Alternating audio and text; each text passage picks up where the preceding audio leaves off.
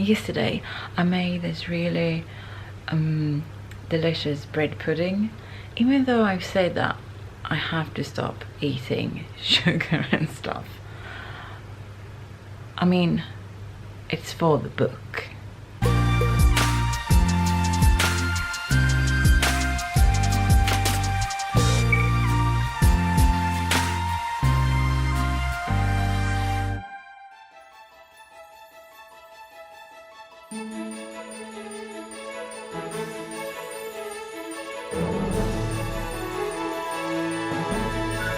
Welcome to a cooking class with me. No, this isn't really a cooking class.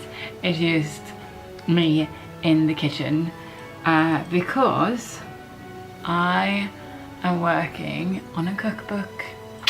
That's right. I'm currently trying out different recipes. So I have some chickpeas bowling. Those are not bowling chickpeas, but they are, however, boiling chickpeas. Trying to make some sort of silk tofu mustard dressing. I will go with a spinach and pear salad. Can I just say that I really like how this turned out? Looking all pretty and food and stuff. It's like almost having a proper cooking show here with all this food. It's just very nice. I just love the look of food, basically. It's kind of weird because I'm filming myself with two cameras right now, and I see that the lighting there is really yellow and ugly, and it's very blue in that one. That's gonna be fun in the editing room, won't it? I've been wanting to do this for a long time, so I've finally taken some time out to be able to do it. And it's a cookbook. Well, first of all, it's vegan, of course. Second, what's special about it is that it's adapted for a small kitchen, because after I've lived in a summer cottage this past summer, and previous to that I also lived in two different student apartments. Both of them had really tiny kitchens, and on top of that I'm also interested in traveling in a van across Europe someday. It's a whole other story. I keep putting it off for some reason, but I wanted to make a cookbook that's suitable for a small kitchen that don't require more than 2 hobs. I can't see because it's too much veggies on it, and where you don't need an oven, because I also noticed that an oven is, or for if you're in an RV, that's like, it consumes too much power, and 2 hobs is much easier. I want this cookbook to contain, I think, up to 150 recipes, both breakfast, snacks, small meals, dessert, main course, of course. Now, one of my favorite thing about vegan cooking is it's all like the vegetables, it just looks so good.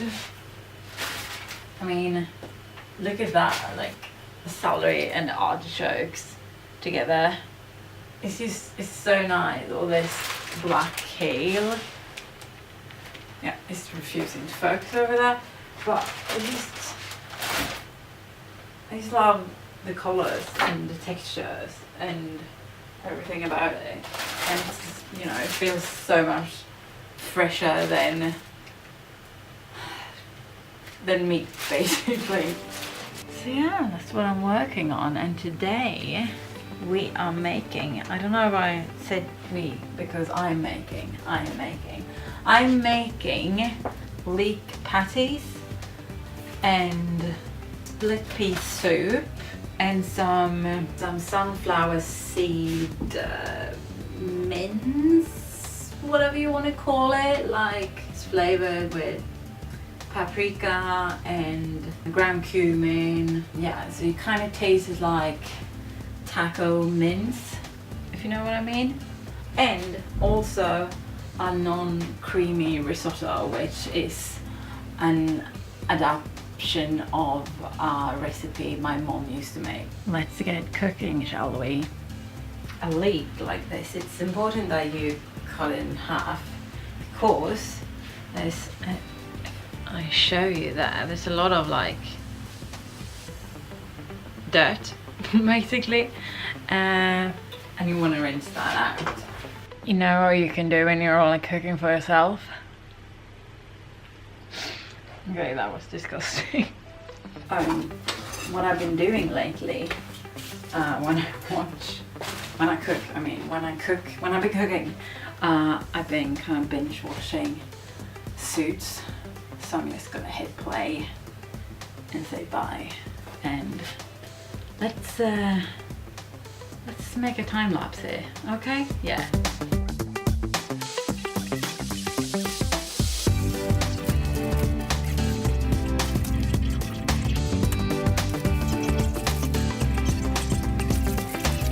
I've never actually used split peas before, and I'm not even sure if they need to be soaked.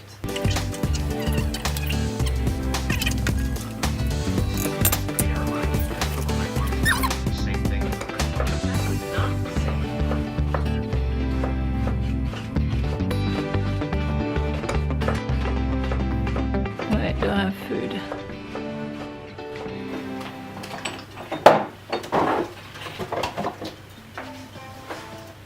Like, liquid smoke is one of those miracle workers, and you only need like half a teaspoon for it to make your food, like, what am I gonna say? Like, I can smell it from here, just opening the bottle, and it smells really, really smoky, hence liquid smoke. So yeah, you just need like half a teaspoon, actually maybe a bit more. Point is, you need very little to get a lot of flavour out of it. If you haven't tried it, I recommend it. Just like, you can have it in, say if you're making like the sunflower seed mince I'm doing, you can have it in there to get that smoky flavour. Or if you're using vegan mince,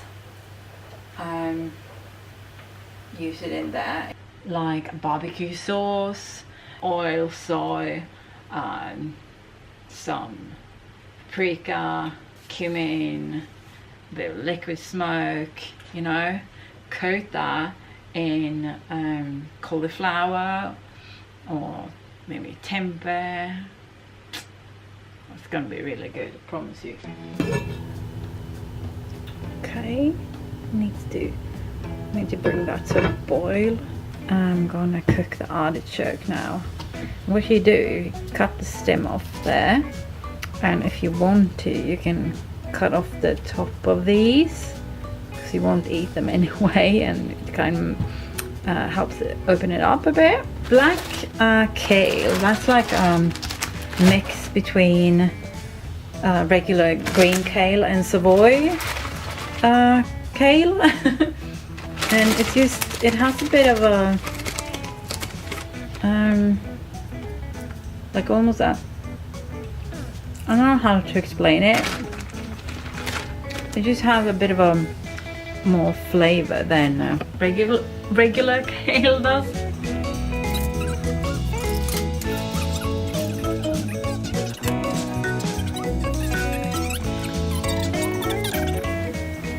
Have a tomato. Thanks.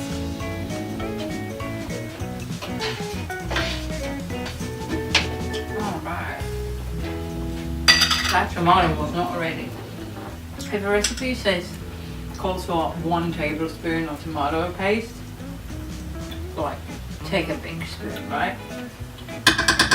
Can't go wrong with tomato paste because it has such, you know, that deep umami flavor. Like a really rich flavour, so can't go wrong with it. Alright, I got I got 3 dishes going. When you're cooking, even if you're making 1 dish or 3 or 4 or 5 mistakes, the most important part is like prep the things you're going to use. Before I start, I don't do this all the time because I'm not perfect, nearly. But like prep as much as possible. So I cut up the kale and I cut up the bell pepper and I rinse the rice and you know I prep because it's so much easier. Take out your spices so you don't have to go through the cupboard looking for them at the last second because that's just going to be annoying. And now I saw that I need to put some dried tomatoes in some water. I forgot perhaps that, didn't I? The soup is still boiling. It's been boiling forever because I think I should have soaked the peas. Oh well, live and learn. It is kind of exhausting cooking all day because you're on your feet, and also I don't know why, but it's just when you try different foods all the time, you kind of, your tummy's just no thanks, no more, and it's just, yeah, I'm trying to say it's a struggle. And every time you're like, I made 4 recipes today, it's like, that's so little in compared to 150. Let's keep going then. That looked pretty nice, doesn't it? Yeah. And I made my own curry as well, and that smells so good. There's the risotto. It's cooled off now, so I don't know, guys. That one is still boiling.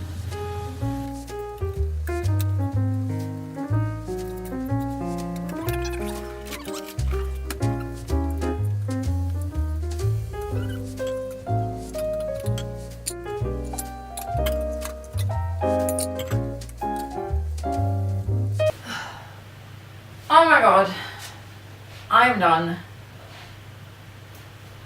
with the recipes and done, and you can see that it's dark outside, so I've been here for a while and this bloody soup has been cooking even longer, I think.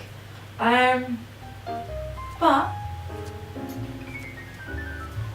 the leg patties turn out fab, and this artichoke, let's see if we can focus in on it as well.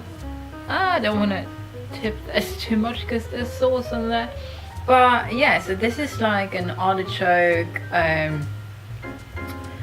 what can I call it, a sunflower minced artichoke with mustard sauce on there.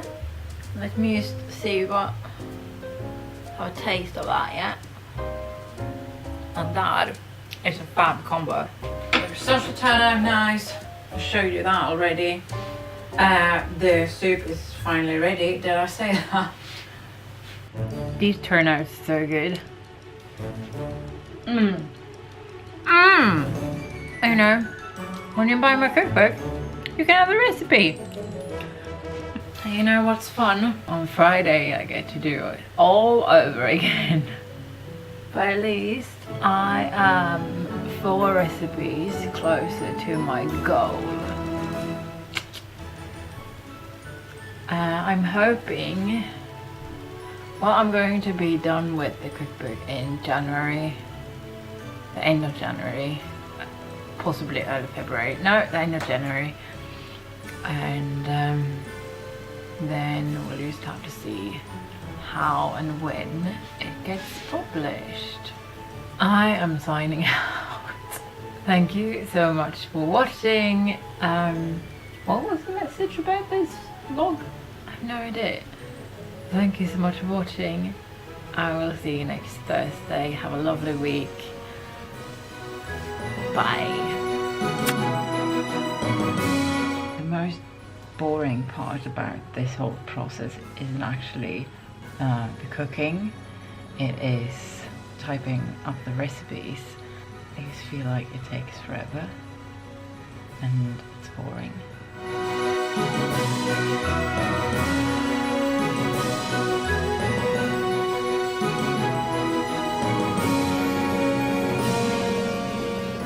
Right, it was good.